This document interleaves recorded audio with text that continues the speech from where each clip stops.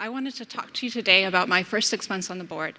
And I want you to know that I submitted this talk at the very beginning of my board term, before I knew what this talk was going to be about, because I didn't have 6 months of a board term at that point. I'm not sure that was a good idea. We'll see. I'm going to take you back a ways first. Oops. To 1996, I was 19. This is long before I knew what I didn't know what the Apache Software Foundation was. I didn't even know yet that I was going to be a programmer. I had just finished my first year of college. I was looking at a second year of college, and I needed a car. And I was at an internship, a summer internship at the company my dad worked for, doing systems administration. So I had a little bit of money, not a lot, and I had to spend my money on college, so I got the cheapest car I could find. It was a Honda Accord. It was $500. I thought it was great. I thought it was beautiful. I drove it for 2 months, and then it started producing this high-pitched peeing sound, and blue smoke started coming out from under the trunk, under the hood. The timing belt hadn't been changed out in 200,000 miles, when it should have been changed out after 50,000 miles. And the head had gotten out of time with the lower half, and the valves were hitting the pistons. That was the high pinging noise. And there was oil slipping past the pistons, and it was burning, and that was the blue smoke. I ran into this problem, and I couldn't afford another car, and I needed the money to go to college. And my dad said, "Hey, why don't we fix the car? Why don't we overhaul the engine?" And he'd said this for 2 reasons. First off, because I knew he didn't have any money, and he didn't want to give me the money.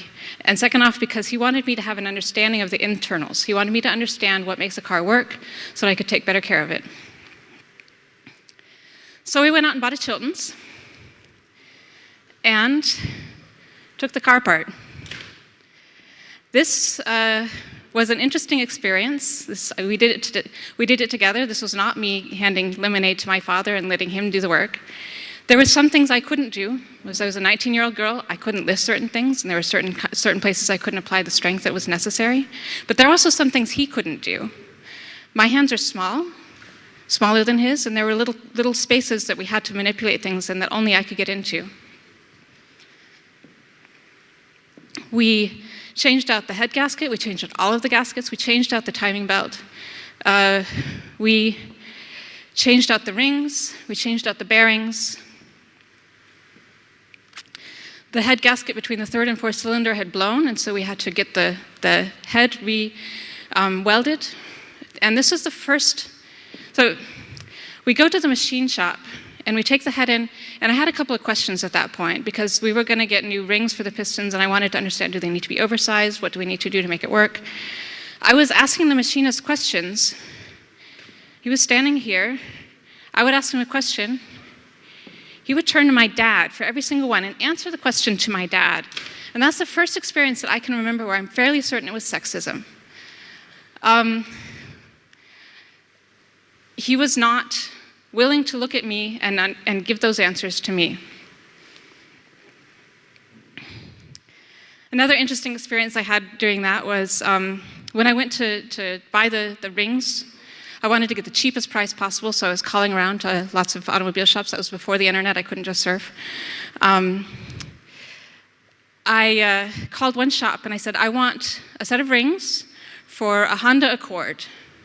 And the guy's like, "We don't have a Hyundai Accord." "No, a Honda Accord." "Sorry, we don't have rings for a Hyundai Accord. I can't find a Hyundai Accord here on my thing." "Not Hyundai, Honda." I couldn't get him to understand. And I had to go to a different shop in order to buy the things. And he wasn't doing it on purpose, he just didn't understand. But I needed the ring, so I had to go somewhere else. I had to reroute. So these are real pictures from actually taking the car apart. This was my car back then.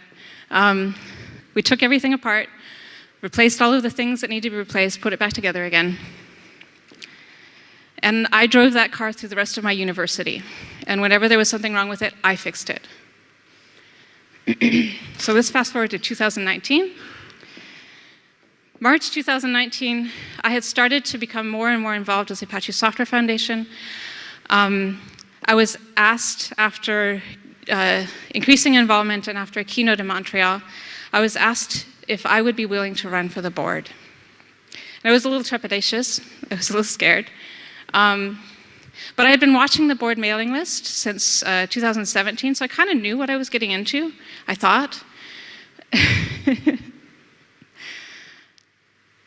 In some ways, I did know what I was getting into. I knew that there were fights. I knew that there were, that it was about oversight, that the board did more reading reports and giving suggestions and asking gentle, pointed questions than it does actually forcing things or doing things. I knew that. I don't think I really comprehended the emotional impact, the way it feels to be a member of the board.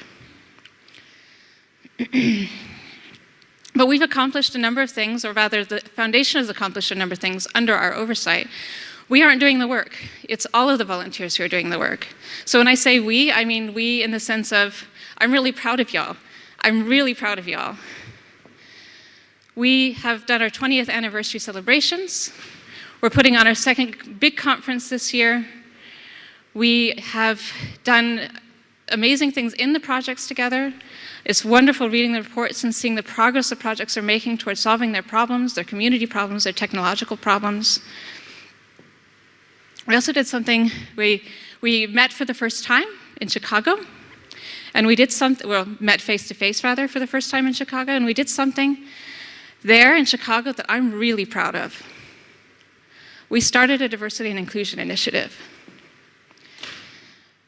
We understood that it was controversial.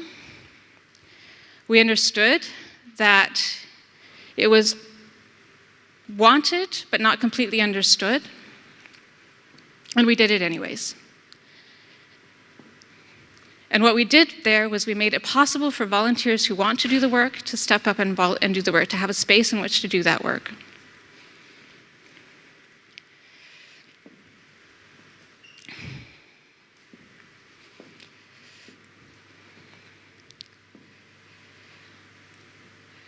So what have I learned along the way? I've learned a few things, and I wanted to share those lessons here. Remember the Chiltons? Good documentation is critical. It's not everything. I wouldn't have been able to do it without my dad. But if I remember stepping into the treasurer's role, there were things I could not have found, would not have known how to do, would not have been able to do without an email that I got at the beginning from Phil, who was assistant treasurer at the time, who had said, you need to subscribe to these lists, you need to register with this portal, you need to watch out for these things, and this is where the information is. So good documentation, it's not everything, but it's where you start. What else have I learned? Well, remember that guy who couldn't understand me on the phone?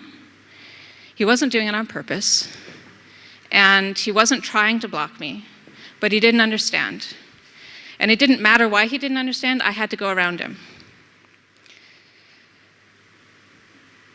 When people are making things hard, it's not because they want to hurt you, it's not because they have different goals, but that doesn't matter. Sometimes you have to just go around them with all love and understanding and empathy. You still have problems to solve.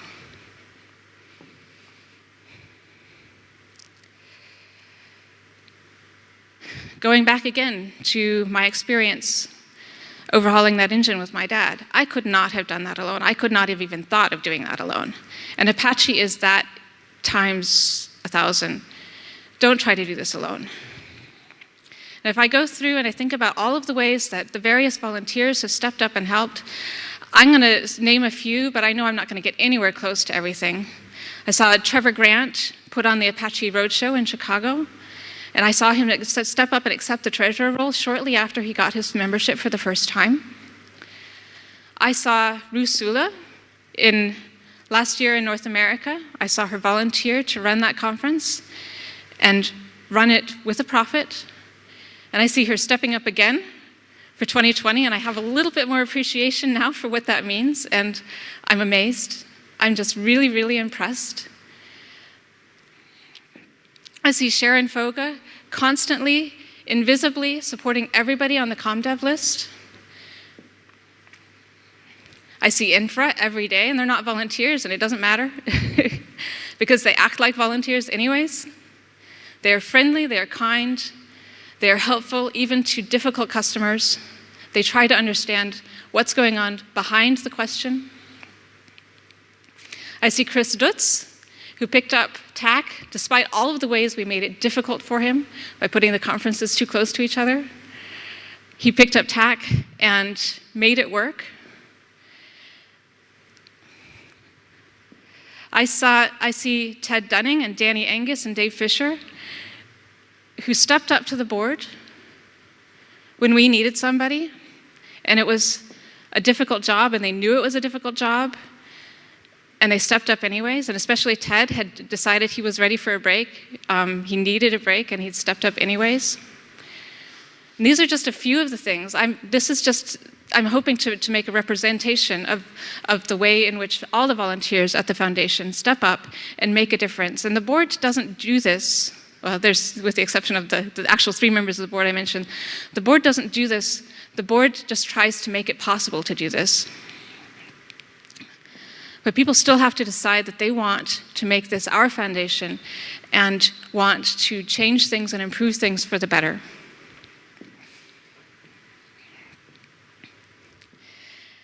And again, hammering on that point of you can't do it alone, the board has been incredibly emotionally supportive of each other.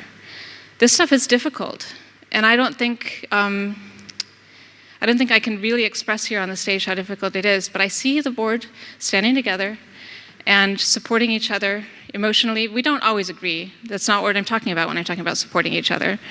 There are definitely things where we have real, important, substantive disagreements, but we respect each other and we understand that each of us is there with the goal of making the foundation successful and moving the foundation towards the goal of software for the public good. And because each of us understands that all of the rest of us have those as goals, even when we have a substantive disagreement, we know that we have each other's backs emotionally. And that is an incredible feeling, even in the most difficult of discussions. And that's about all I have to say, but I'm going to open it up for questions now. If you guys want to know anything about what it's like to be on the board, this is the time to ask.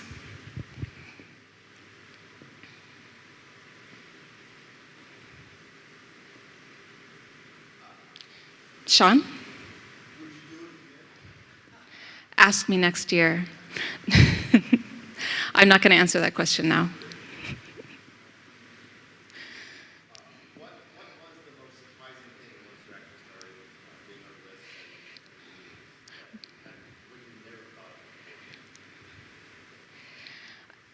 So remember, I got on the list more than a year before I got on the board because I was a VP of a project at that point. The most surprising thing at that point was the way people yelled at each other on the list. That was not, my expectations hadn't been developed by the general incubator list, and there people disagreed, sometimes even loudly, but they kept it within the ranges of what you're willing to do in public. The most surprising thing after I joined the board, it's not really a surprise, or shouldn't have been a surprise, but I was still surprised by how long it takes to go through the board reports. Especially before the Chicago meeting when we had to finish, like I was flying a couple of days before the meeting started and I had to finish a little early. It took me a long time to go through those reports and I wanted to get them done, and there were some long days also while packing, and yeah, it shouldn't have surprised me. I mean, I can do the math, and it's like, okay, if I have one report and it takes this long, then how much is it going to take if I'm going to do all of these reports? But it's different when you're doing it than when you're actually thinking about it theoretically. Any more questions? Roman. What do you think we should do to invite more sort of diverse voices to consider running for the board? Actually invite them. Do what you, Roman, did with me and say, hey,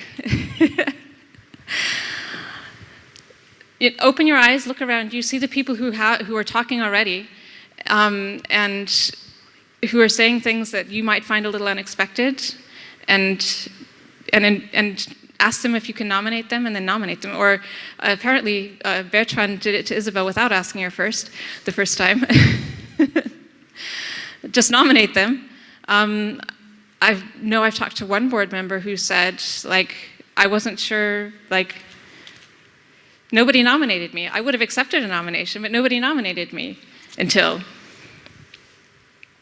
So, yeah, look around and ask. And I mean, I know that takes a little bit of effort, and I know you're also doing it. So, but that doesn't just have to be done by board members. Anybody in the community can do that.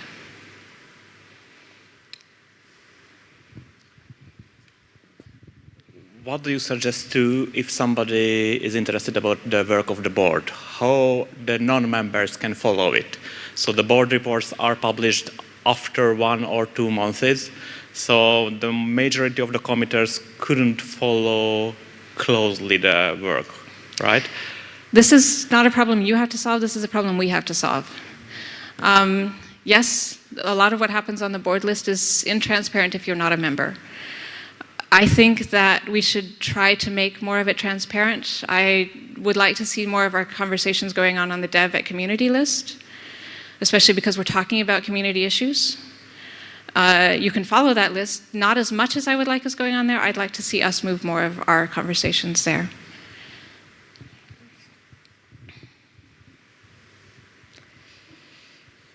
Any more questions?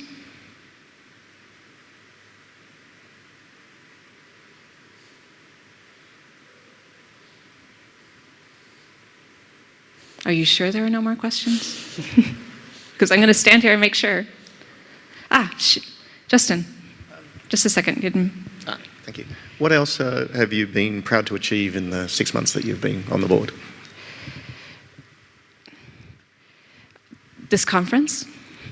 I'm not doing this as a board member. I'm doing this as a conference chair. But I've been, and it's difficult to stand up here and say I'm proud of this conference because I did not do it alone. Look around you. There's like, I can't even see everybody because of the lights. There's at least 5 people in this room who are involved very deeply in making this happen.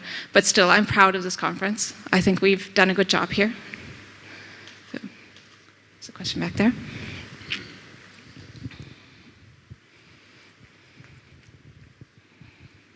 Thank you for the talk. I stepped in a little bit late, so sorry if you already answered this question, but I'm a new member since this year, and I'm very passionate about the Apache Software Foundation, so really glad that happened. But one of the first things I did actually was subscribe to the members and board mailing list, of course.